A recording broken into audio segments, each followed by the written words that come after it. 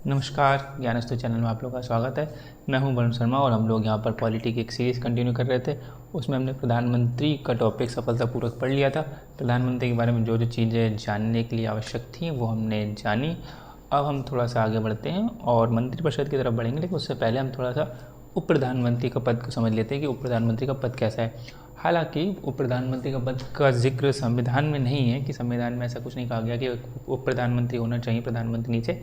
लेकिन फिर भी अगर संविधान में जिक्र नहीं है तो संविधान में ऐसा भी नहीं लिखा है कि अगर जो जिसका जिक्र संविधान में नहीं है उसका क्वेश्चन नहीं पूछा जा सकता। तो प्रधानमंत्री के बारे में अगर कोई भी स्टेटमेंट कभी बनती है किसी क्वेश्चन में तो हम लोग मना तो नहीं कर सकते, क्योंकि प्रधानमंत्री रह चुके हैं पिछली बार। तो इसलिए हमें थोड़ा सा पढ़ लेते हैं जितना भी उप प्रधानमंत्री के बारे में जानने लायक जो चीज़ें हैं तो उसका पढ़ लेते हैं। उप प्रधानमंत्री वो इंग्लिश में डेप्यूटी प्राइम मिनिस्टर बोलते हैं, वाइस प्राइम मिनिस्टर नहीं बोलते हम लोग। तो डेप्यूटी प्राइम मिनिस्टर होते हैं, ऐसे ही जैसे राज्यों में सीएम के साथ में डेप्यूटी सीएम होते हैं, यानी कि डेप्यूटी चीफ मिनिस्टर होते हैं। वो भी हम जब मुख्यमंत्री को पढ़ेंगे तब भी हम पढ़ लेंगे। लेकिन क्या उप प्रधानमंत्री या मुख्यमंत्री को भी अगर थोड़ा सा यहीं पे समझ लेते हैं, उप प्रधानमंत्री और मुख्यमंत्री का जो पद है वो संविधान एतर है, यानी कि संविधान से इतर है। संविधान एतर का मतलब संविधान से इतर, संविधान में ऐसा कुछ उल्लेख नहीं है। और फिर अगर कोई चीज़ का हम देखते हैं कि संविधान में अगर उल्लेख नहीं है तो संसद ने फिर कानून बनाया होगा। तो संसद ने कानून, उसके बाद नियमावली, ऐसे सब कुछ नीचे बढ़ते रहते हैं, एक हायरार्की होती है। सबसे पहले संविधान, उसके बाद कानून देखते हैं। तो ऐसा कोई कानून भी नहीं बनाया संसद ने कि संसद ने कानून बना के पारित कर दिया हो कि प्रधानमंत्री के नीचे हर कार्यकाल में एक उप प्रधानमंत्री होना चाहिए। ऐसा कुछ कानून भी नहीं बनाया गया। तो ये पूर्णतः ये पूरी तरीके से व्यावहारिक है।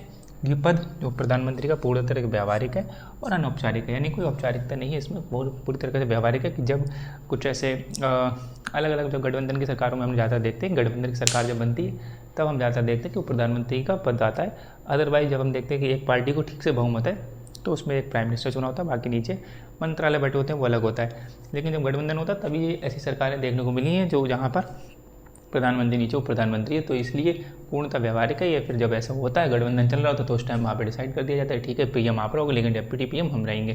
तो ऐसे करके बात बन जाती है। तो अब तक मतलब ये तो हमने पढ़ लिया।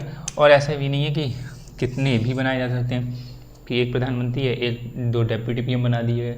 जैसे एक हमने देखा कि जैसे उत्तर प्रदेश में भी जैसे दो डिप्टी पीएम बनाए गए थे, और हमने देखा कई सीएम के नीचे पाँच पाँच भी बनाए गए हैं डिप्टी सीएम।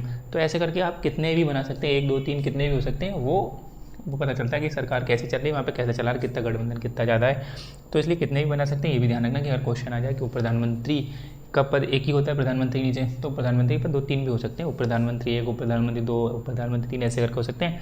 तो अब तक जो अभी तक बनाया अभी तक ऐसे 7 व्यक्ति 7 हैं, लेकिन 8 बार ऐसा हो चुका है, ये ध्यान रखना है। व्यक्ति 7 है और 8 बार ऐसे करके बन चुका है। तो 7 व्यक्ति कौन कौन से, उनके ये नाम लिखे हैं। बस जो जानने था वो इतना ही जानना है कि उनके नाम जानने हैं, कि अगर क्वेश्चन पूछ लिया जाए कि निम्नलिखित में से कौन सा व्यक्ति उप प्रधानमंत्री रह चुके हैं या उप प्रधानमंत्री के पद को सर्व कर चुके हैं।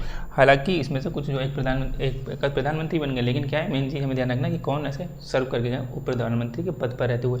तो वो 7 व्यक्तियों के नाम क्या है। सबसे पहले, हालांकि संविधान में जिक्र नहीं था, लेकिन जैसे ही क्या था संविधान मतलब हम लोग आज़ाद हुआ, हमारा देश भारत देश आज़ाद हुआ, तो पहले चुनाव के बाद ही उप प्रधानमंत्री का पद देखने को मिल गया था। सरदार पटेल उप प्रधानमंत्री बने थे जब नेहरू जी प्राइम मिनिस्टर थे। तो सरदार पटेल जी इस टाइम उप प्रधानमंत्री बने थे। फिर हमने देखा मोरारजी देसाई, इस टाइम पीएम कौन थी, इंदिरा गांधी थी। तो मोरारजी देसाई ये उप प्रधानमंत्रियों के नाम लिखे। इनके प्रधानमंत्रियों के नाम मैं संग में बोल रहा हूँ, अगर आपको लिखना है ब्रैकेट में तो ब्रैकेट में यहाँ लिख सकते हैं। जैसे सरदार पटेल के ब्रैकेट में आप लिख सकते हैं नेहरू जी, ठीक है, ये पीएम थे।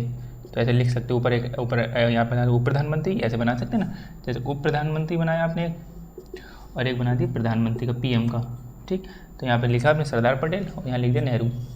मोरारजी देसाई इस टाइम इंदिरा गांधी थी, ठीक है। फिर चौधरी चरण सिंह जो बने थे, चौधरी चरण सिंह बने थे वो देसाई की सरकार, मोरारजी देसाई की सरकार में उस टाइम बने थे। जब मोरारजी देसाई की सरकार बन गई थी तो पीएम बन गए, तो चौधरी चरण सिंह प्रधानमंत्री उस टाइम बने थे। फिर चौधरी चरण सिंह और जगजीवन राव एक साथ संयुक्त रूप में उप प्रधानमंत्री, अलग मतलब 2 प्रधानमंत्री बन गए थे उस टाइम। ये भी देसाई की सरकार में ऐसे बने थे। उसके बाद मतलब इनके ब्रैकेट में लोग सकते हैं देसाई सरकार, ठीक है, देसाई मतलब मोरारजी देसाई सरकार। उसके बाद में यशवंत राव, तब ये बने थे उप प्रधानमंत्री, तो चौधरी चरण सिंह उस टाइम प्रधानमंत्री बने थे, तो इनके ब्रैकेट में चौधरी चरण सिंह लिख सकते हो। फिर चौधरी देवीलाल, हमने देखा 2 लोगों के अलग अलग कार्यकाल में 2 लोग अलग पीएम बने थे, तो चौधरी देवीलाल भी 2 बार उप प्रधानमंत्री लगते हैं। एक बार चौधरी देवीलाल बीपी सिंह की सरकार में बने थे, पहले एक बार बीपी सिंह की सरकार थी विश्वनाथ प्रताप की, तो और चौधरी देवीलाल, और एक बार चौधरी देवीलाल चंद्रशेखर की सरकार में बने थे, जो चंद्रशेखर के पीएम थे तब। और फिलहाल में हमने देखा कि लास्ट में लाल कृष्ण आडवाणी जी जो हैं ये अटल जी के सरकार में बने थे, ठीक है। तो अटल जी पीएम थे उस टाइम और लाल कृष्ण आडवाणी जी उप प्रधानमंत्री थे, यानी कि डेप्यूटी पीएम थे। तो ये मैंने नाम ले दिए। अगर आप कुछ छूट गया तो थोड़ा पीछे करके एक बार देख लीजिए, ये 7 नाम आपको ध्यान रखने और किसी क्वेश्चन में आ जाए तो ध्यान रखना। और इनके संग के पीएम भी ध्यान रखना कि कौन उस टाइम पीएम थे जब ये उप प्रधानमंत्री थे। कार्यकाल का समय नहीं पूछा जा सकता, जैसे 1967 के बाद में ये बना, 1967 तक तो ये पद नहीं बना, बाद में शुरू में बना। उसके बाद मतलब ये 1947 से 1950 तक ही बने थे सरदार पटेल। 1950 में सरदार पटेल की मृत्यु हो गई, फिर 1967 तक कोई नहीं बना, 1967 में मोरारजी देसाई बने। तो ऐसा कार्यकाल हो सकता है शुरू में आप याद कर लो, फिर आप भी भूल जाओगे, और हालांकि वो पूछा भी तर्कसंगत नहीं बनता है। लेकिन हाँ, ये ध्यान रखना, इनके साथों के नाम ध्यान रखना। उसके बाद में हमें ध्यान रखना है उस टाइम पीएम कौन थे। ये हमारा प्रधानमंत्री का पद हमारा समाप्त होता है। अब हम समझते हैं मेन जो थोड़ा सा कई बार डाउट रहते हैं बहुत से लोगों के कि मंत्रिपरिषद क्या है ये।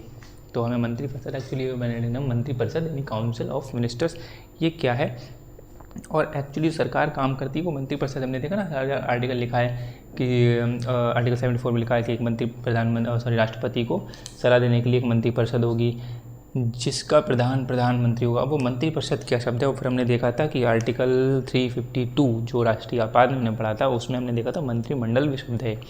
तो आपको एक तो हमने 12 पीछे बता चुका हूँ पिछली क्लास में, आपको ये ध्यान रखना कि एक अकेला इकलौता ऐसा आर्टिकल है जिसमें मंत्रिमंडल शब्द यूज़ हुआ है, बाकी सब शब्दों में मंत्रिपरिषद यूज हुआ है।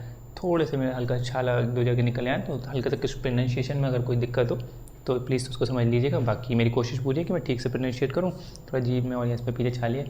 सो मंत्रिपरिषद का मतलब क्या हुआ कि हम समझते हैं कि मंत्रिपरिषद यानी कि प्रधानमंत्री उस मंत्रिपरिषद का प्रधान होगा, बाकी ये मंत्रिपरिषद सलाह देगी किसको, राष्ट्रपति को। हमने आर्टिकल 74 क्लॉज 1 में समझा था। तो अब थोड़ा समझ लेते हैं मंत्रिपरिषद है क्या, एक्चुअली में क्या है। तो ऐसा समझ लेना कि एक तो पीएम है, ठीक, यानी कि ये थोड़ा सा डायग्राम में बनाने के लिए सबकी छोड़ रखा जाता है, तो आप समझते हैं अच्छे से ये पीएम है। तो इस हाँ ब्लैक मार्कर यूज़ कर लूँ तो अच्छे दिखेगा। तो पीएम के संग में मंत्री होंगे बहुत सारे, यानी कि पीएम ऊपर बैठे होंगे प्लस बहुत सारे संघीय मंत्री होंगे, यानी कि बहुत सारे जो मंत्री होंगे इनको मिला के तो पीएम के संग मंत्री होंगे। मतलब सांसद अलग होते हैं, मंत्री अलग है। सांसद तो जिसमें बैठ रहे हैं 540 में, मतलब सब सांसद हैं, लेकिन सभी सांसद मंत्री नहीं है, लेकिन हर मंत्री सांसद है। तो ये पीएम के संग में जो मंत्री हैं इन सबको मिला के बोलेंगे मंत्रिपरिषद। जो सब मंत्री, इन मंत्रियों में कैबिनेट मंत्री, यानी कि ये मंत्रिपरिषद हो गई पूरी। तो कैबिनेट मंत्री, राज्य मंत्री, स्वतंत्र प्रभार, राज्य मंत्री और उप मंत्री, ये सब मंत्री आ जाते हैं, इसमें आ जाएंगे। तो इसको पूरे को क्या बोलेंगे, मंत्रिपरिषद, जिसका प्रधान कौन होगा, प्रधानमंत्री होगा। ये चीज़ हमें समझनी है। तो अब क्या है, हमें थोड़ा हम पहले समझ लें, फिर ये जो इस टाइम जो गवर्नमेंट चल रही है उसका एग्जाम्पल लेते हैं, और अच्छे समझेंगे तो और ज़्यादा चीज़ें क्लियर हो जाएंगी।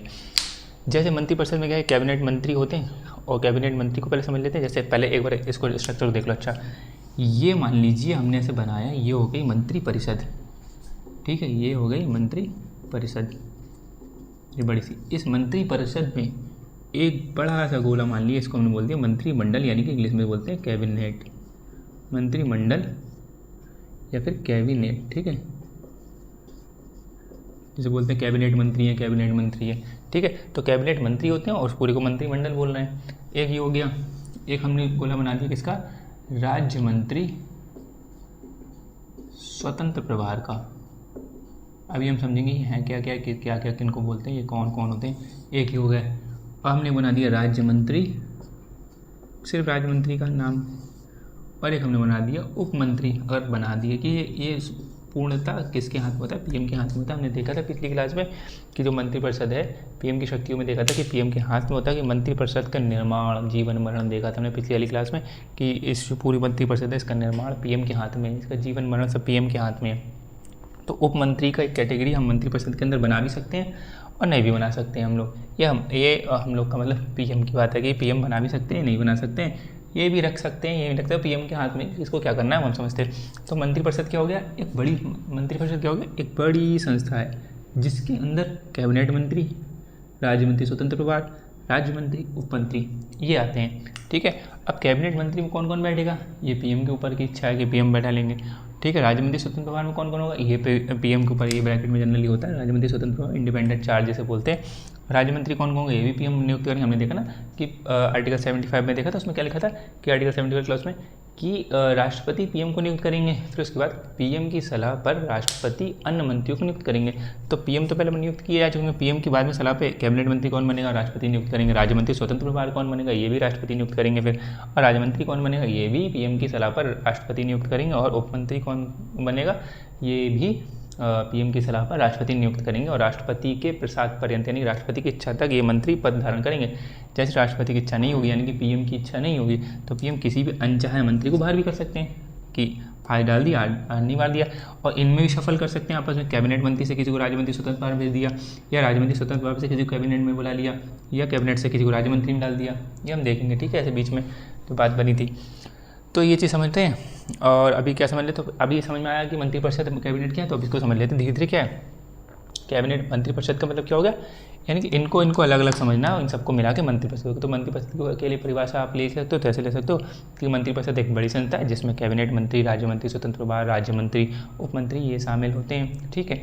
और आदि में कोई विभाग विहीन जो मंत्री है वो या दर्जा प्राप्त मंत्री करना चाहें तो उस हिसाब से ले सकते हैं। अदरवाइज जनरली इतने में काम हो जाता है। 1, 2, 3 में उप मंत्री भी छोड़ देते हैं। जैसे इस बार करंट में कैबिनेट मंत्री, मिनिस्ट्री ऑफ स्टेट आईसी और मिनिस्ट्री ऑफ स्टेट ये चल रहा है, ठीक है। करंट में जो गवर्नमेंट चल रही है उन्होंने ऐसा बना कि उप मंत्री किसी को नहीं बना रखा है ऐसे करके, तो हमें समझना है। तो हम इनको अब एक एक करके इनको समझ लेते हैं। ये कौन कौन है, तो कैबिनेट मंत्री उस टाइम समझ लेते हैं। तो कैबिनेट मंत्री क्या होता है कि एक मंत्रालय का प्रमुख होगा, यानी कि ये जो कैबिनेट मंत्री है, तो यानी कि जो कैबिनेट मंत्री ऐसे बनेगा, यानी कि ये कैबिनेट जो मंत्री होगा, एक कोई भी कैबिनेट मंत्री हो सकता है, तो वो एक मंत्रालय का प्रमुख होगा। जैसे कैबिनेट मंत्री का नाम लिख दूँ, एक अमित शाह का नाम लिख दूँ, अमित शाह जो हमारे गृह मंत्री हैं, ठीक। तो अमित शाह हैं तो वो होम मिनिस्ट्री संभाले हुए आपके पास, ठीक है, होम मिनिस्ट्री संभाले, यानी कि कैबिनेट मंत्री का एक मंत्रालय होगा पूरा। ये मंत्रालय है भाई, कौन सा मंत्रालय, होम गृह मंत्रालय।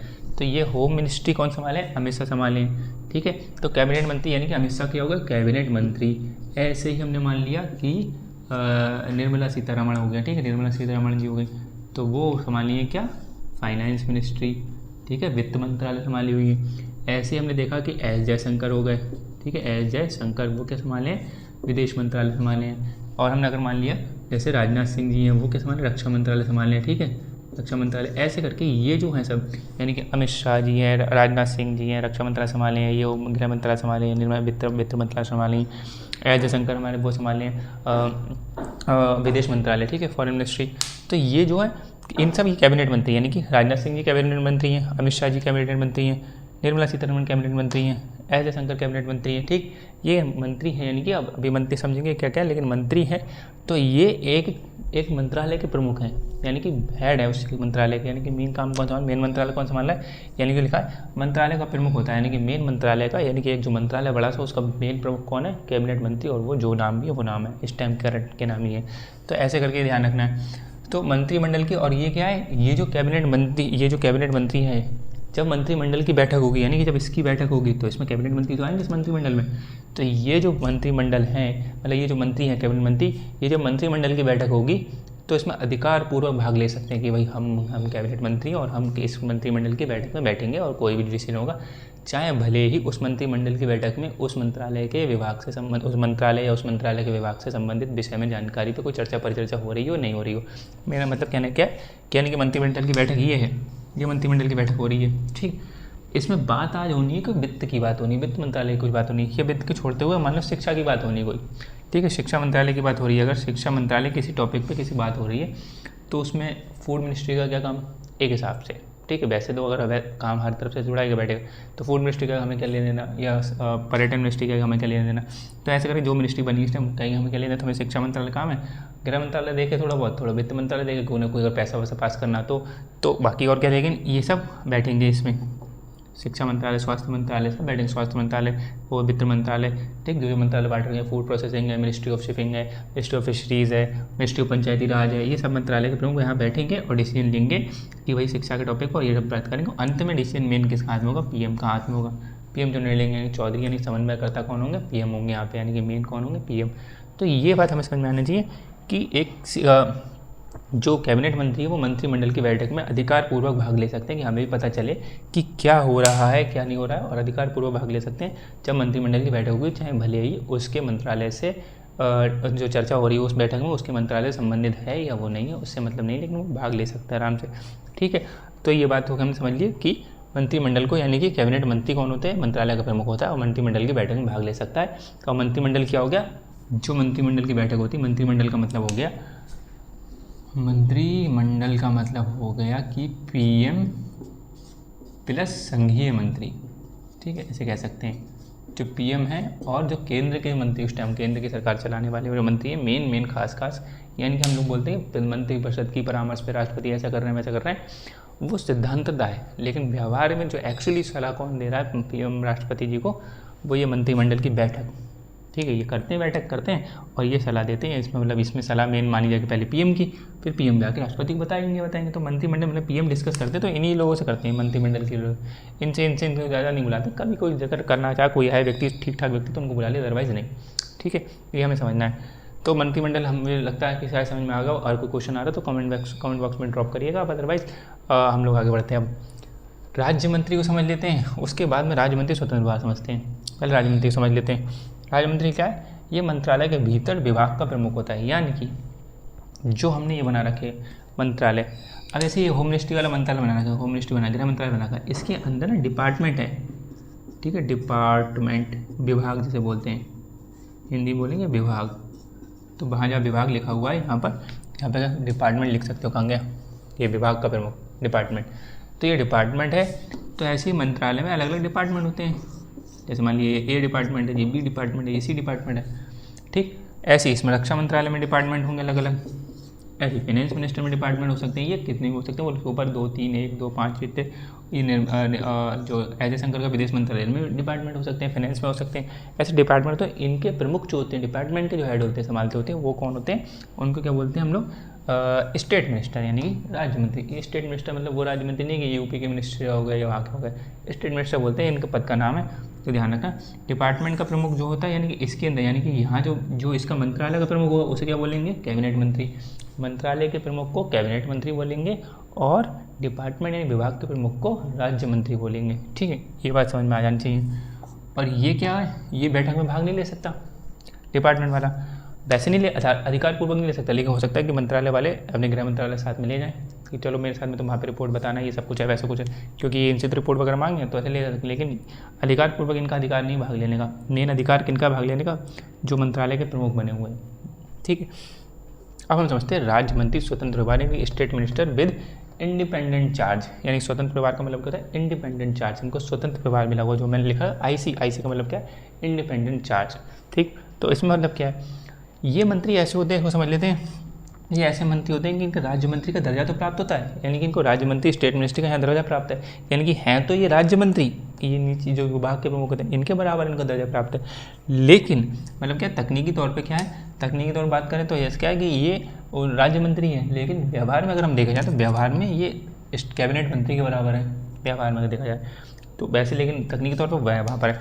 तो जैसे क्या है, इसका मतलब क्या है, यानी कि ये जो है ये कैबिनेट मंत्री, एक कैबिनेट लिख देता हूँ मैं यहाँ पे। ठीक है, ये कैबिनेट मंत्री है ये वाला, तो इसके पास एक मतलब इनके पास ये मंत्रालय है कोई सा भी, जैसे मतलब गृह मंत्रालय या वित्त मंत्रालय, यानी कैबिनेट मंत्री के पास एक मंत्रालय है। और जो स्टेट मिनिस्टर है, आईसी भी लिख दे रहा हूँ खाली, यहाँ पे इंडिपेंडेंट चार्ज वाला है, इसके पास भी एक मंत्रालय है। सोचो, यानी इनके पास भी एक मंत्रालय है इस राज्य मंत्री के पास, जो स्वतंत्र प्रभार वाले हैं, वो राज्य मंत्री अलग है, जो डिपार्टमेंट संभाल रहे हैं अलग। तो ये जो लिखा हुआ है, जब मंत्रालय है और आप कैबिनेट मंत्री हो, ठीक है, यानी कि आपको कैबिनेट मंत्री दर्जा प्राप्त है, तो आप मंत्रिमंडल की बैठक में भाग ले सकते हो। जो मंत्रिमंडल की बैठक होगी उसमें आप भाग ले सकते हो।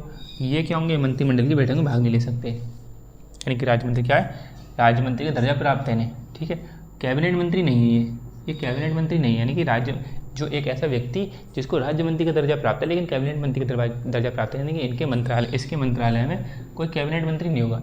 इनके मंत्रालय में कैबिनेट मंत्री होगा कौन, जैसे अगर गृह मंत्रालय है तो कैबिनेट मंत्री कौन होंगे, अमित शाह। अगर विदेश मंत्रालय है तो इसमें कौन होंगे, एस जयशंकर। ठीक है, वित्त मंत्रालय तो निर्मला सीतारमण है, रक्षा मंत्रालय तो वो, यानी कि जैसे इस बारे में फूड प्रोसेसिंग वाले मिनिस्टर चिराग पासवान, वो वहाँ पे उसके यानी फूड प्रोसेसिंग वाला जो मंत्रालय है वो चिराग पासवान के अंदर, तो वो कैबिनेट मिनिस्टर बनाया गया इस टाइम। तो ये बात समझ में आ रही, यानी कि ये क्या है, ये वैसे तो इनके बराबर ही है, क्यों, क्योंकि व्यवहार में देखा तो मंत्रालय इनके पास भी, मंत्रालय इनके पास भी है, लेकिन तकनीकी तौर पे बराबर नहीं है, थोड़ा राज्य मंत्री बराबर है तकनीकी तौर पे। क्योंकि ये इनके नीचे आने वाले हैं, ये जाते नहीं हैं, ये तो बैठक में जा सकते हैं, ये बैठक में नहीं जा सकते हैं। जब मेन पीएम बैठक करेंगे तो इनके साथ होगी, इनके साथ नहीं होगी। इनको हाँ तब बुलाया जा सकता है, इनको बैठक में तब बुलाया जा सकता है जब मंत्रिमंडल की बैठक हो रही है।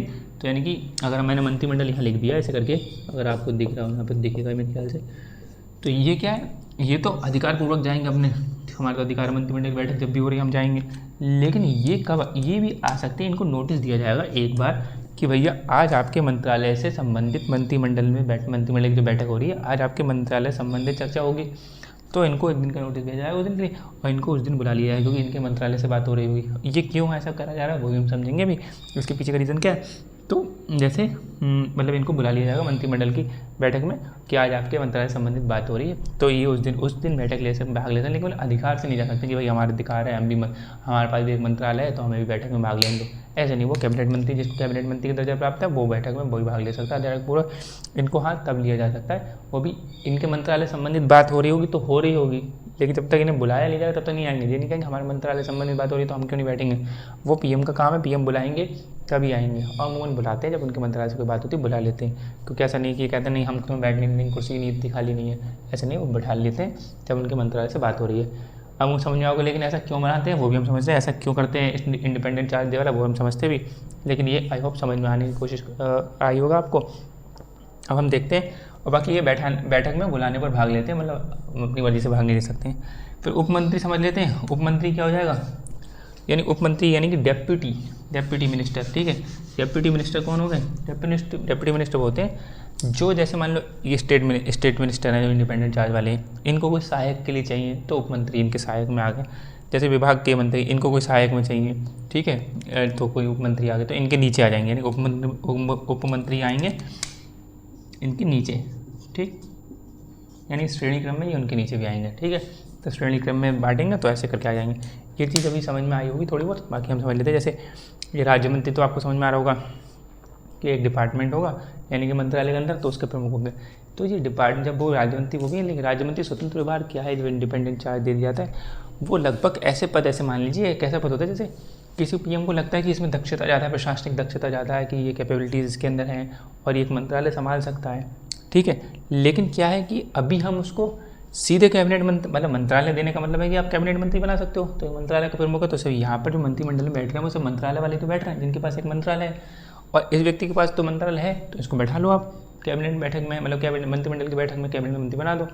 लेकिन वो ऐसा नहीं ऐसा था कि जैसे किसी इसके पास प्रशासनिक दक्षता तो है बहुत सारी कि हाँ कर सकता है, ऐसा लगता है पीएम को, जैसे पीएम के अंडर लगता है। लेकिन इस बार का तो उदाहरण देखेंगे हम 2019 वाला, और देखेंगे मोदी जी की सरकार गवर्नमेंट वाला कि उन्हें एस जयशंकर जो एक ब्यूरोक्रेट्स थे डायरेक्टली उनको सीधे कैबिनेट मंत्री बना दिया, है ना। विदेश मंत्रालय सीधे सौंप दिया उनके हाथ में, ना कोई राज्य मंत्री स्वतंत्र विभाग बनाया, ना कुछ डायरेक्टली ऐसे बना दिया राज्यसभा से उनको एंट्री करवा के। तो हम ये समझेंगे कि यहाँ पर कि ये क्या है कि स्टेट मिनिस्टर जो हैं इंडिपेंडेंट चार्ज वाले, जब प्रधानमंत्री को लगता है ऐसा कि किसी के पास प्रशासनिक दक्षता ठीक है, तो प्रधानमंत्री उसको एक मंत्रालय दे सकते हैं कि ये मंत्रालय संभाल सकता है, ठीक है।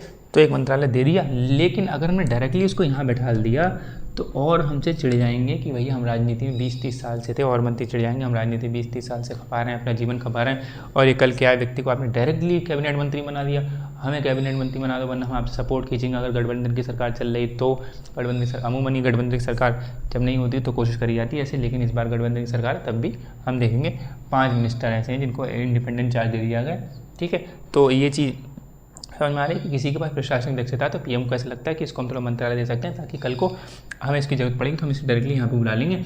तब इसमें कोई चूँ चाय नहीं करेगा कि भैया हमें क्यों बुला लिया, इनको क्यों बुला लिया। तब पता चलेगा हाँ उसने मंत्रालय में भी काम किया है, पहले स्टेट मिनिस्टर रहा है इंडिपेंडेंट चार्ज वाला, उसके बाद हमने कैबिनेट मंत्री बनाया है, ऐसे करके ऐसे हमने डायरेक्टली उसको नहीं बुला दिया। यानी डायरेक्टली कई बार ऐसे किसी नए व्यक्ति को बुला लेते तो और मंत्री थोड़ा बहुत खफा हो जाते हैं कि हम इतने साल से 10-20 साल से, हम 5-10 साल से पार्टी को अपने जान दे रहा हूँ, हमें राज्य मंत्री तक नहीं बनाया, इसको राज्य मंत्री स्वतंत्र प्रभार बनाया भी नहीं, इसको सीधे डायरेक्टली आपने कैबिनेट मंत्री बना दिया। तो इस वजह से ऐसा लगता है, तो इसलिए हम एक मंत्रालय दे देते हैं डायरेक्टली, उसके बाद में हम देखते हैं।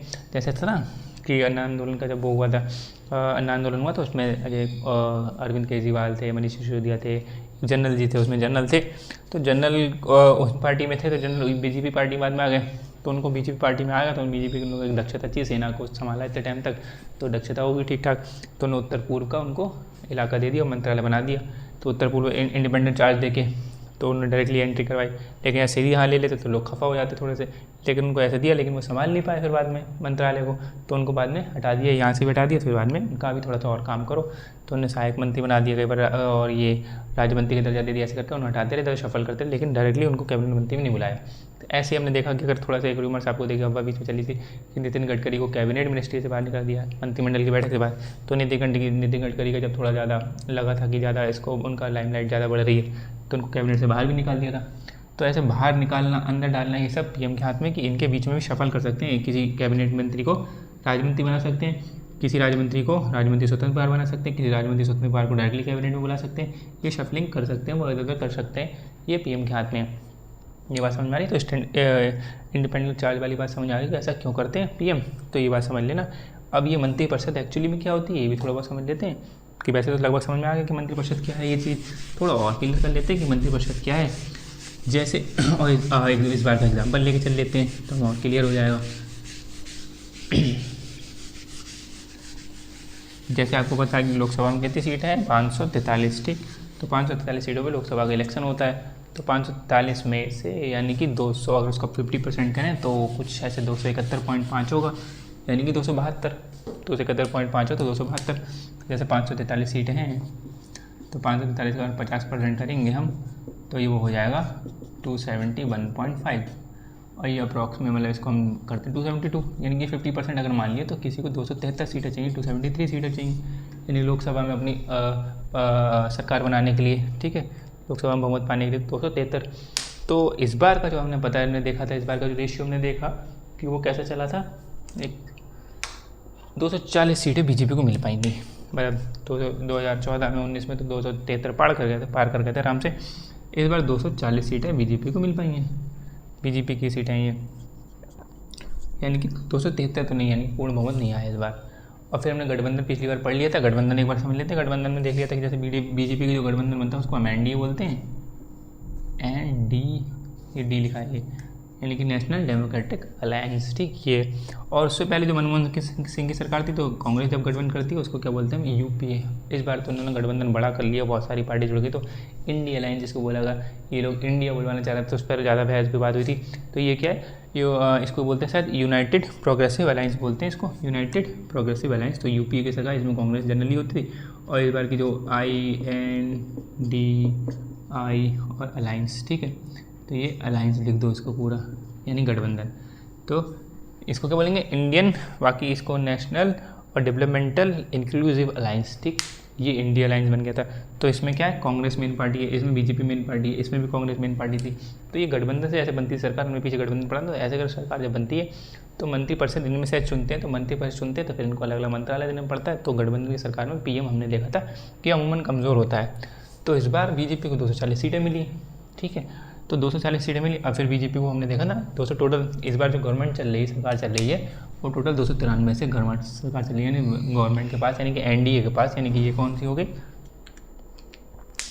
ये हो गई एनडीए, ठीक है, ये एनडीए सरकार हो गई, यानी एनडीए के पास 293। पिछली बार बीजेपी की सरकार अलग से कह सकते चल रही थी, यानी कि बीजेपी की सरकार थी। इस बार हम लोग बोलेंगे कि एनडीए की सरकार ने ऐसा किया, एनडीए यानी बीजेपी की सरकार ने ऐसा नहीं किया, एनडीए की सरकार ने, यानी बीजेपी की अकेली सरकार पर दम नहीं था कि इस बार पूर्ण बहुमत आ जाए। 273 भी नहीं आ पाए थे, तो 240 आ पाए थे। तो 240 में अब ये 16 फिर ले लिए गए, इनकी जुड़ गए टीडीपी, यानी कि तेलुगु देशम पार्टी जो थी इनकी एन चंद्रबाबू नायडू की, तो 16 सीटें वहाँ से ले ली गई, उनके सांसद आ गए। फिर 2 हमने देख लिए कि 2 JDU and Janata Dal United, जो उनकी नीतीश की पार्टी है, तो 12 उनकी सीटें, और फिर 7 हमने देखा, ये SH का मतलब होता है शिवसेना, तो शिवसेना भी हमने देखा 2 पार्टियों में टूट दी थी। एक बाला साहब उद्धव ठाकरे की अलग हो गई, मैंने बाल ठाकरे ने दोनों बनाई थी, बाल ठाकरे ने बनाए थे। एक उद्धव ठाकरे का जैसे हमने देखा बहुत टूट गया, हीनयान महायान में, ऐसे शिवसेना टूट गई। इसमें एक शिवसेना हो गई उद्धव ठाकरे की, एक हो गई एकनाथ शिंदे वाली, तो एकनाथ शिंदे वाली शिवसेना है ये, तो उसकी 7 सीटें।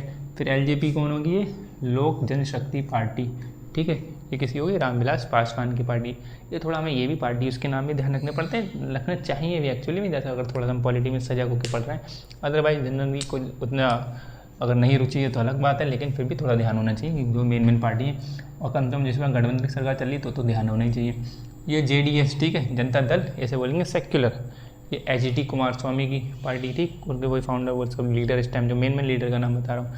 और ये हिंदुस्तानी अवाम मोर्चा, ठीक है, इनकी एक सीट, पहले इन्होंने एक सीट दी, ऐसे करके मतलब 2 सीटें और दी, 2 सीटें और दी, 2 सीटें और मिली, फिर ऐसे करके एक एक एक 3 हो गए, 4 और ये 5, यानी कि 3 2 5 और 1 6, यानी कि टोटल 7 एक एक करके सीटें मिली हैं, और 2 2 करके 3 सीटें मिली हैं, बाकी 5 7 12 और ये 16 ये और 2 40, टोटल 293। अब गिनोगे तो 16 12 7 5 और ये 2 3 बार 1 7 बार, ठीक है। तो ऐसे करके पूरे 293 सीट हो जाएंगे, यानी कि ऐसे करके अलग अलग पार्टी हैं, जेडीएस है, फिर जेडीएस के बाद मान लो जेएसडी है, आरएलडी पार्टी, ऐसे बहुत सारी पार्टीज़ हैं।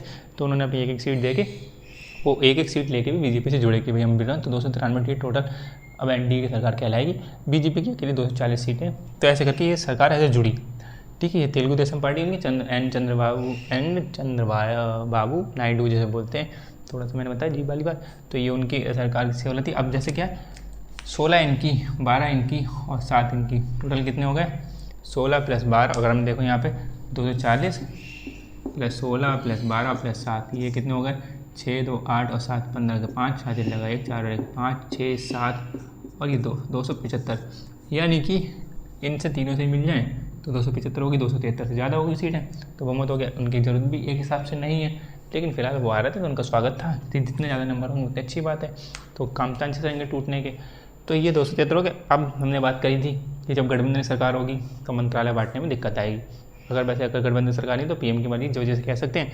तो हमें थोड़ा गड़बड़ लग रहा था कि जेडीयू में नीतीश नहीं बहक जाए, नीतीश के पास 12 सीटें हैं, तो ऐसे करके क्या है। तो ये सब बातें थी। अब हमें मंत्रिपरिषद समझना है। मैं ये सब क्यों बता रहा हूँ कि जो इस टाइम करंट गवर्नमेंट चल रही है, ठीक है, एनडीए गवर्नमेंट, मैं उसका एग्जाम्पल लेकर चल रहा हूँ कि उसमें 293 सीट टोटल से गवर्नमेंट चला रही है अपनी सरकार, ठीक है। यानी कि 293 सीटों से, जिसमें 240 सीटें बीजेपी की है, 16 टीडीपी की, 12 जेडीयू की हैं, जेडीयू मतलब जनता दल यूनाइटेड, और ये जनता दल सेक्युलर, ये एच.डी. कुमारस्वामी की, ये नीतीश वाली पार्टी है। 7 शिवसेना, 5 एलजेपी, 2 जेडीएस और 1 एचएम, और ऐसे करके 2 और जोड़ते जोड़ते 2 2 और 1 1 करके बहुत सारी पार्टियां हैं। तो ऐसे करके बीजेपी के पास 240 और ये टोटल 293 सरकार चला रहे हैं ये। और कैबिनेट में आप सुनना में ये ध्यान रखना है, यानी कि अब इनके इतने सांसद हो गए, ये सांसद इनको कहते हैं 293 सांसद बीजेपी के साथ में है, मतलब 240 बीजेपी से, बाकी अदर हैं, तो 293 टोटल सांसद है। अब सरकार बन गई 293 से, अब इनमें से 293 सांसदों में से सब सांसद हैं, इनकी अलग अलग सैलरी मिल रही है, वो चीज़ अलग मिल रही है इनको। एमपी लेड जो member of parliament local area development जो स्कीम है, उनके तहत 5 करोड़ रुपए इन सबको मिल रहे हैं, वो सांसद सब अलग अलग हैं। लेकिन अब ये सांसद में से कुछ सांसद मंत्री बनाए जाएंगे। हम आगे अभी अगली क्लास में पढ़ेंगे कि मंत्री बनने की अर्हताएँ क्या है, मंत्री की योग्यताएँ क्या है, मंत्री के दायित्व क्या है, व्यक्तिगत दायित्व है मंत्री का, कुछ मंत्री का सामूहिक दायित्व भी है, वो भी हम अगली क्लास में समझेंगे क्या है। लेकिन अभी हम इसको समझते हैं कि जब ये एनडीए की सरकार जो बनी मंत्रिपरिषद, अब इस मंत्रिपरिषद में जो मोदी जी ने इस टाइम चुना है टोटल 72 लोग, यानी कि अब मैं जो लिख रहा हूँ वो सब क्या है करंट की चीज़ें मैं बता रहा हूँ कि करंट में इस टाइम क्या चल रहा है, ताकि करंट इस टाइम जो वर्तमान में जो चीज़ें उससे आप अच्छे से ठीक समझ जाओ। यानी कि 273 चाहिए होते हैं आपको बहुमत के लिए, 293 है मोदी जी के पास। मोदी जी के पास टोटल 293 मोदी जी के खुद नहीं, लेकिन हम मान के चलें कह रहे हैं कि मोदी जी के पास 293 है इस टाइम सांसद। अब उन सांसदों में से आपको मंत्रिपरिषद चुनना है, यानी मंत्रिपरिषद एक बड़ी संस्था है, उस मंत्रिपरिषद बड़ी संस्था में छोटी संस्था कौन सी, मंत्रिमंडल, जो इसके अंदर ही समा जाएगी। तो पहले आपको मंत्रिपरिषद में चुनना है। तो मंत्रिपरिषद में अब हालांकि अलग अलग चुनते हैं, लेकिन मैं इस टाइम टोटल बताना चाह रहा हूँ। मंत्रिपरिषद में इस टाइम उन्होंने 72 चुने इस टाइम, जो करंट में जो गवर्नमेंट है उन्होंने टोटल उनके, यानी कि 293 में से 293 सांसदों में से 72 सांसद जो है वो मंत्री बन गए। अब इनमें से अलग अलग क्या है, उन 72 में से, यानी कि इन 72 में से 31 जो हो गए वो कैबिनेट मंत्री कहलाएंगे। 31 क्या होगा, कैबिनेट मंत्री कहलाएंगे, जिसमें से 26 जो हैं वो बीजेपी के हैं, 26 जो हैं वो बीजेपी के हैं, ध्यान रखना है। यानी कि कैबिनेट मंत्री में यहाँ बैठेंगे जो इस कैबिनेट मंत्री में है, अगर मैं इसको कैबिनेट में लिख दूँ तो ये इसमें 26 बीजेपी की बैठेंगे, ठीक है, यानी कि कैबिनेट में मंत्रिपरिषद है, इसमें 26 बीजेपी के प्लस ऐसे करके ये अलग करके इतने हो गए 31, यानी 5 अलग हो गए। ये 5 अलग अलग पार्टी, जैसे एक टीडीपी पार्टी से ले लिया, तेलुगु देशम पार्टी से ले लिया, ठीक है। इनके वो हैं Kinjarapu Rammohan Rai Naidu, ministry of civil aviation इनको दी गई है। फिर जेडीयू से जनता दल यूनाइटेड, यहाँ से लालन सिंह आए हैं, ठीक है। लालन सिंह इनको मिनिस्ट्री ऑफ पंचायती राज और ministry of fisheries animal husbandry and dairies, ये मंत्रालय उनको दिया गया है लालन सिंह को। और एलजेपी जो लोक जनशक्ति पार्टी है, इसमें जो रामविलास की पार्टी, इसमें चिराग पासवान आए हैं। तो चिराग पासवान को एक कैबिनेट मंत्री बनाया गया किनका, फूड प्रोसेसिंग इंडस्ट्री का, ministry of food processing industry. ठीक है, तो ये उनको दिया गया, एक मंत्रालय दिया गया इनको JDS यानी कि जनता दल सेक्युलर, ये HD कुमार स्वामी, इनको एक मंत्रालय दिया गया। इनको मंत्रालय I think ministry of heavy industry और मिनिस्ट्री ऑफ स्टील वाला, दो मंत्रालय, मिनिस्ट्री ऑफ हैवी इंडस्ट्री और मिनिस्ट्री ऑफ स्टील इनको दिया गया। बाकी हिंदुस्तानी आवाम मोर्चा, इनके जो फाउंडर हैं या फिर जो इनके लीडर हैं उनका नाम है जितिन राम मांझी, तो उनको दिया गया है मिनिस्ट्री ऑफ सिविल एविएशन। ठीक है, तो मिनिस्ट्री ऑफ सिविल एविएशन ऐसे करके, यानी कि मिनिस्ट्री ऑफ सिविल एविएशन भी यानी एक मंत्रालय है जो कैबिनेट मंत्री, यानी कि ये सब, यानी कि ये 5, आप सोचो कि TDP ने अपने 16 सांसद दिए कि हम तुम्हारे 16 सांसद आपके साथ में, उस TDP के 16 सांसदों में से एक सांसद को आपने दिया है कैबिनेट मंत्रालय। बाकी यहाँ पर दिए इनके दो चुने हैं, इसमें 2 लिए, इसमें से 2 लिए, टोटल 2 लिए। एक को ऐसे बनाया अलग से, लेकिन एक को कैबिनेट मंत्री चुना, बाकी दूसरे मंत्री को अलग। यानी इनके बाकी सब सांसद यानी 14 सांसद रहेंगे, 2 को मंत्री बनाया। इनके 10 सांसद रहेंगे, 2 को मंत्री बनाया, ऐसे कर दिया कर गया। तो वो मोदी जी की तरफ करा गया। बाकी महसूस हुई बीच में उनकी सब वार्ता होंगी, अलग बात है कि इनको क्या दिया जाए, उनको क्या दिया, फिर सहमति बनी और फिर बाद में सबकी ओथ ली गई, सबने अपने शपथ ली गई अपने मंत्रालय के हिसाब से। तो ये ध्यान रखना है, मैं बताना चाह रहा हूँ कि मंत्रिपरिषद कैसे बन रही है। 72 यानी कि 72 किस में चुने टोटल, आउट ऑफ हुआ 72 किस में से आए हैं, 293 में से। ठीक है, 293 में से इन्हें 72 यानी बनाई है, यानी कि 293 क्या हो गया, सांसद, ये सांसद थे हमारे पास, और ये 72 क्या है, मंत्री। और मंत्री में भी अलग अलग मंत्री, कोई कैबिनेट मंत्री है, कोई राज्य मंत्री स्वतंत्र प्रभार है, कोई राज्य मंत्री है और कोई उप मंत्री। अब इस पर उप मंत्री नहीं चुना, मैं वर्तमान में मिटा दे रहा हूँ, यानी कि उप मंत्री बार कोई नहीं चुना। ठीक है, ये उप मंत्री जगह टाइम पे बुला लेते हैं। अब उप मंत्री का काम क्या है मैं बता दे रहा हूँ। उप मंत्री क्या है, उप मंत्री ऐसा है कि जैसे मान लो अब राजनाथ सिंह जी हैं, या फिर मान लो ये निर्मला सीतारमण हैं, ये अपने अपने इलाकों में जहाँ से इनकी कॉन्स्टिट्यूंसी है वहाँ पर अगर चुनाव हो रहा होंगे तो वहाँ पर रैली करने जाते हैं ये लोग। जैसे राजनाथ सिंह यूपी में भी आएंगे, अमित शाह भी यूपी में आएंगे, तो गृह मंत्रालय छोड़ के आएंगे। अब डेली का बहुत सारा काम है, गृह मंत्रालय बहुत सारी फाइल हैं, सब कुछ है, उनको सबको निकालना है, सब कुछ करना है। तो गृह मंत्रालय में जब काम है तो उसमें सब फाइलों वालों कौन देखे कौन नहीं देखे, तो उस टाइम वो बात करते हैं कि हमें कोई उप मंत्री की जरूरत पड़ेगी, हम वहाँ पे जा रहे हैं, चुनाव में जा रहे हैं, या किसी और वजह से विदेश का दौरा कर रहे हैं, जैसे रक्षा मंत्रालय जब विदेश का दौरा करते हैं तब, या किसी वजह से, वो उस मंत्रालय के प्रमुख के ऊपर है कि वो उप मंत्री की मांग करता नहीं करे। तो उप मंत्री अगर मांग करेंगे और जायज़ लगता है उस टाइम PM को, तो PM जो अन्य मंत्री बचे हैं 293 में से, जो अन्य बचे हैं, ठीक है, तो अन्य लोगों में से जो यहाँ पे और मंत्री बचे हैं, इनमें से उठा के कि एक को बना दिया, भाई तुम्हें बना दिया उप मंत्री। ठीक, उप मंत्री हो गए। अब उप मंत्री किसी का सहायक होगा, यानी कि सहायक मंत्री है ना, तो सहायक होंगे किसी के, किसके सहायक होंगे, हो सकता है गृह मंत्रालय ने मांग करी तो गृह मंत्रालय में सहायक में लग जाएंगे। गृह मंत्रालय में हमने देखा कि ये गृह मंत्रालय होम मिनिस्ट्री है। ठीक, होम मिनिस्ट्री, इसमें उसके प्रमुख तो अमित शाह हमने देख लिया। ठीक है, अमित शाह, इनके डिपार्टमेंट है, उनके डिपार्टमेंट के अलग अलग प्रमुख है, इन डिपार्टमेंट के अलग अलग प्रमुख है, इनके नीचे बन गए उप मंत्री आ गए, तो इनके नीचे आ जाएंगे उप मंत्री, इनके सहायक हो जाएंगे, हो सकता है डिपार्टमेंट के, वो जहाँ भी रखवाना चाहिए, जो भी उसको काम सौंपे कि उप मंत्री तुम्हें बनाया गया, तुम्हारा ये काम है, हम जब आ जाएंगे तुम फटाफट ये सब पहले तैयार रखना। और भरोसेमंद व्यक्ति कोई होता है ये सब, तो हम जब आएंगे लौट के तो मुझे सब बताना और मैं समझा देना कि फाइलों पर क्या क्या साइन करना है, और बाकी मेरे हिसाब से मैं जो चेंज करूँगा वो चेंज कर दूँगा। तो यानी कि समझ लेना कि उप मंत्री कभी बनाए जा सकते हैं, हटाए जा सकते हैं, ये सब राष्ट्रपति की इच्छा के ऊपर है, यानी कि राष्ट्रपति के प्रसाद पर्यंत ये सब पद धारण करते हैं। राष्ट्रपति की इच्छा मतलब PM की इच्छा। तो इस टाइम करंट में सिचुएशन क्या है, कैबिनेट मंत्री 26 तो BJP से है, 5 हमने देख लिया, अलग अलग मंत्री पार्टी से ले लिया, ये सबको समझ में आना है। यानी अगर ध्यान रखना जागरूक की बात है तो मैं एक बार फिर से बोल दूँगा, TDP का मतलब क्या हो गया, जो तेलुगु देशम पार्टी है, इनमें से किंजराप्पू और राम मोहन राय नायडू है, इनको मिला है क्या, इनको शायद मिला है मिनिस्ट्री ऑफ सिविल एविएशन, इनको मिला है, जो मैंने हिंदुस्तान आवाम मोर्चा को बोल दिया, इनको तो वो मिला है मिनिस्ट्री ऑफ माइक्रो स्मॉल और मीडियम इंडस्ट्री एंटरप्राइजेस वाली वो मिला है। मिनिस्ट्री ऑफ सिविल एविएशन इनको मिला है, सॉरी, अगर उस टाइम वहाँ पे आपने लिख लिया तो इसमें यहाँ से लिख सकते हो। मिनिस्ट्री ऑफ सिविल एविएशन इस टाइम उनके हाथ में, बाकी JDU के हाथ में हमने बताया लालन सिंह को उनको मिला गया, लालन सिंह को पंचायती राज वाला मिला हुआ है, और रामविलास को, या जो रामविलास वाली पार्टी इसमें चिराग पासवान को मिला है ministry of food processing industry, और जनता दल सेक्युलर वाले उनको मिलेगा मिनिस्ट्री ऑफ स्टील और मिनिस्ट्री ऑफ हैवी इंडस्ट्री। बाकी हिंदुस्तान आवाम मोर्चा, इसको करेक्ट कर लेना प्लीज़, इसमें है उनको मिला है ministry of micro small and medium enterprises, वो मिनिस्ट्री ऑफ सिविल एविएशन इनको मिला है। ठीक है, इतना ध्यान रखना। HM के मिनिस्टर कौन है उनके, जितिन राम मांझी, यहाँ पे HD कुमार स्वामी, ठीक है, यहाँ पर LJP लोक जनता, ये रामविलास पासवान, चिराग पासवान, और ये यहाँ से लालन सिंह मिनिस्टर है, और यहाँ से किंजरापू राम मोहन राय नायडू यहाँ के मिनिस्टर मंत्री जो हमारे मंत्री सिस्टम करंट में चल रहे हैं। ठीक, बाकी आपको रक्षा मंत्रालय का पता ही है, विदेश मंत्रालय पता है, धर्मेंद्र प्रधान ध्यान रख लीजिए शिक्षा मंत्रालय के हैं। ठीक है, बाकी हेल्थ मिनिस्ट्री उनके पास में है, JP नड्डा जी के पास में, और अश्वनी के पास में है रेल मंत्रालय। ठीक है, ऐसे करके ये कुछ मुख्य मंत्रालय का नाम ध्यान रखना। तो ये ministry of state independent charge यानी कि ये 5 मंत्री स्टैम्प, और मिनिस्ट्री ऑफ स्टेट यानी कि राज्य मंत्री स्वतंत्र प्रभार वाले ये 36 हैं। टोटल हो गया 72। ठीक है, मतलब ये 36, 5 और 31, ये 26 में जोड़ लेना है, 31 और ये।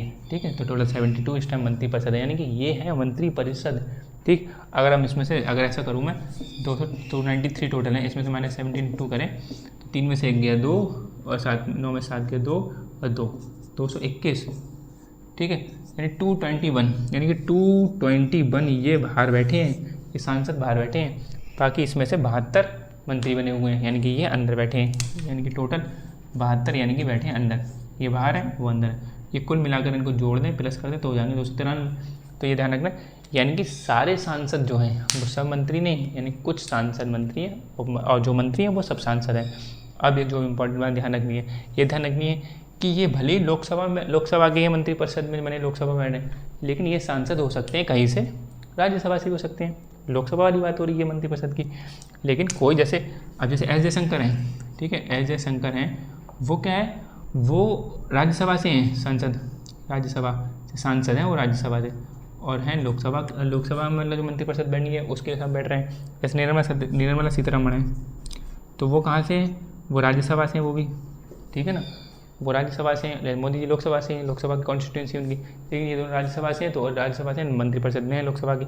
तो आपको एक ध्यान रखना है कि जो मंत्री होता है वो मंत्री जो सांसद होता है, यानी कि सांसद क्या है, देखो सांसद में समझो, ये सांसद लिखा है, जो चीज़ समझने वाली समझते हैं, जहाँ क्वेश्चन में समझे। सांसद लोकसभा से भी हो सकते हैं, राज्यसभा से भी हो सकते हैं।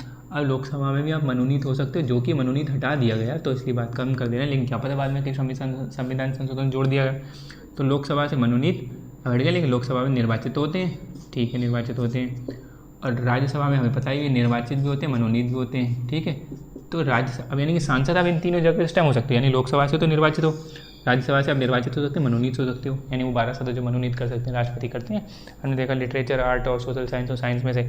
तो ये चीज़ ध्यान रखनी है हमें कि सांसद कहीं से हो सकते हैं। अब सांसद जिस सदन का सांसद है वो उसी सदन की बैठक में भाग लेगा, यानी कि सांसद की बात कर रहा हूँ, यानी कि जो 221 सांसद हैं, अभी इन 221 में सांसद कोई भी जिस भी सदन से हो, कोई राज्यसभा से कहीं से भी हो, अमूमन ये लोकसभा से चुने जा रहे हैं, तो लोकसभा से चुने जाएंगे सब। ये तो 221 लोकसभा के ही हैं, क्योंकि लोकसभा के चुन के आए। लेकिन मोदी जी के पास में है मंत्री परिषद मोदी जी की, यानी कि मोदी जी चुन सकते हैं कि एक को कहीं से बुला सकते हैं, यानी कि राज्यसभा से मैं किसी को बुला सकता हूँ।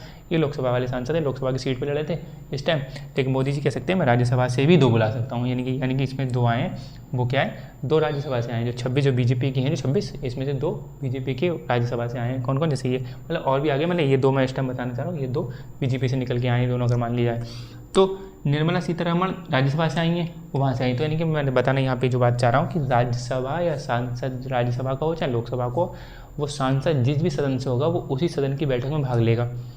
और मंत्री बल्कि लोकसभा का अगर मंत्री है, मतलब वो सांसद बनाए, तो मंत्री जो होगा वो किसी सदन की बैठक में चला जाएगा, लोकसभा की बैठक में चला जाएगा और राज्यसभा की बैठक में चला जाएगा। जैसे एग्जाम्पल के तौर पर जो आपको समझ में आ जाएगा कि निर्मला सीतारमण जो हैं वो राज्यसभा के सांसद हैं, लेकिन लोकसभा की बैठक में भाग लेती हैं। जब बजट पेश करना है तो लोकसभा में तो आती है, तो यानी कि वो मंत्री हैं। अब वो मंत्री हैं तो सांसद हैं राज्यसभा से, लेकिन मंत्री हैं तो मंत्री तो किसी भी सदन में जा सकती है, राज्यसभा में भी, लोकसभा में। ऐसे ही प्राइम मिनिस्टर मंत्री हैं, तो प्रधानमंत्री हैं, तो वो राज्यसभा में भी जा सकते हैं बैठने के लिए। ठीक है, बैठक में जा सकते हैं। राजनाथ सिंह भी जा सकते हैं, जब उनके मंत्रालय से कोई बात हो रही होगी राज्यसभा में, तो वहाँ बैठक में भाग ले सकते हैं, उनके मंत्रालय संबंधित कोई बात होगी। वैसे अमूमन क्यों, वैसे भी जा सकते हैं, लेकिन वैसे क्यों जाएंगे, लेकिन जब गृह मंत्रालय को विषय छिड़ रहा है राज्यसभा में, तो गृह मंत्रालय से अमित शाह बैठ सकते हैं वहाँ पे। ठीक है, ये बात ध्यान रखना, यानी कि सांसद अगर सांसद है वो कोई मंत्री का पद उस पर टैग नहीं लगाए, तो वो सांसद उसी सदन की बैठक में भाग लेगा जिस सदन से वो सांसद है। और जबकि मंत्री जिस सांसद को मंत्री का टैग मिल जाएगा, वो मंत्री किसी भी सदन की बैठक में जा सकता है। ठीक, ये चीज़ ध्यान रख लेना। इतना हम समझ लेते हैं, बाकी आगे हम समझेंगे मंत्री बनने की योग्यताएं क्या है, मंत्री का सामूहिक दायित्व क्या है, मंत्री का व्यक्तिगत दायित्व क्या है, और मंत्री बनने की अर्हताएँ, या फिर और मंत्रियों के बारे में और थोड़ा जानेंगे कि या फिर 15% जो हमें पता है कि मंत्री परिषद का साइज कितना होना चाहिए, 15% होना चाहिए लोकसभा का, ठीक है, ये हम देखेंगे। तो मेरे ख्याल से आपको समझ में आ गया होगा कि अब बाकी किचन कैबिनेट वगैरह सब समझेंगे है क्या। मंत्रिपरिषद क्या होगी, बड़ी संस्था होगी, उसके अंदर कैबिनेट मंत्री, और हमने इस बार का एग्जाम्पल लेकर समझ लिया, पार्टी उसके नाम भी थोड़ा बहुत देख लिया, उससे समझ लिए। ये थोड़ा सा करेक्शन कर लेना जो हो गया था। मिनिस्ट्री ऑफ सिविल एविएशन इनके पास में, टीडीपी के पास में, इनके जो मिनिस्टर उस टाइम उनका नाम क्या है, किंजरापू राममोहन नायडू, और इनके पास हिंदुस्तानी आवाम मोर्चा के पास में कौन सी है, ministry of micro small and medium enterprises वाली है, ठीक। बाकी हमने बता दी है, सब ध्यान रखना। मिलते हैं अगली क्लास में, तब तक के लिए धन्यवाद, ख्याल रखिएगा अपने।